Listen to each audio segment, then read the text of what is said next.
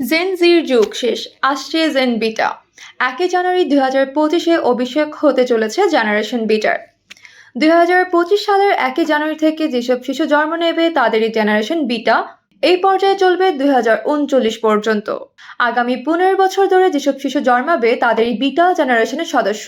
Generation alpha, gen জি বা মিলেনিয়ালরা যেমন আছেন তারাও থাকবেন। তারা বড় হতে দেখবেন জেনারেশন বিটাকে। এতদিন পর্যন্ত বিভিন্ন জেনারেশনের সময়কাল ধরা হয়েছে মোটামুটি 15 বছর করে। 2010 থেকে 2024 পর্যন্ত যারা জন্মেছে তারা জেনারেশন আলফা। আবার 1996 থেকে 2010 সালের মধ্যে যাদের জন্ম তাদের ধরা হয় জেন জেড, যাদের জেন জি বলা হয়, কারণ জেন জেডরাই তো জেড কে জি বলে থাকেন। তারও আগে এসেছেন মিলেনিয়ালরা। 1981 থেকে 1996 পর্যন্ত যাদের জন্ম তারাই অন্তর্ভুক্ত মিলেনিয়াল জেনারেশনে। দেখা যাবে জেন জির অনেকেই পরবর্তী প্রজন্ম জন্ম নেবে জেনারেশন বিটা হয়ে। সামাজিক গবেষক মার্ক ম্যাকক্রিন্ডলকে কৃতিত্ব দেওয়া হয় এই ধরনের ভাগাভাগি ও নামকরণের জন্য। আলাদা করে বিটা শিশুদের মাহাত্ম্য কোথায়? এই প্রজন্মের শিশুদের অনেকেই 22 শতকের মুখ দেখবে।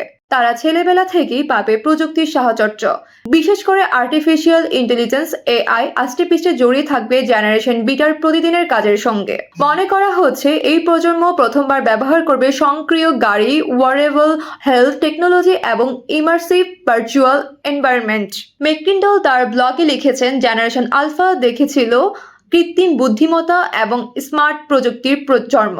জেনারেশন বিটা সেখানে বাঁচবে এমন এক সময়ে যখন প্রতিদিনের জীবন, শিক্ষা, কর্মক্ষেত্র, স্বাস্থ্য এবং বিনোদনের সঙ্গে জড়িয়ে থাকবে আর্টিফিশিয়াল ইন্টেলিজেন্স এবং অটোমেশন। এই পর্যন্ত মনে হতে পারে সবকিছু সুন্দর জেনারেশন বিটার, কিন্তু এই প্রজন্মের বিটার সুইট তথ্য হলো এত ভালো কিছুর সঙ্গে কিছু বিটার অর্থাৎ তিতু কিছু গিলতে হবে। কি রকম? যেমন ধরা যাক ক্লাইমেট চেঞ্জ।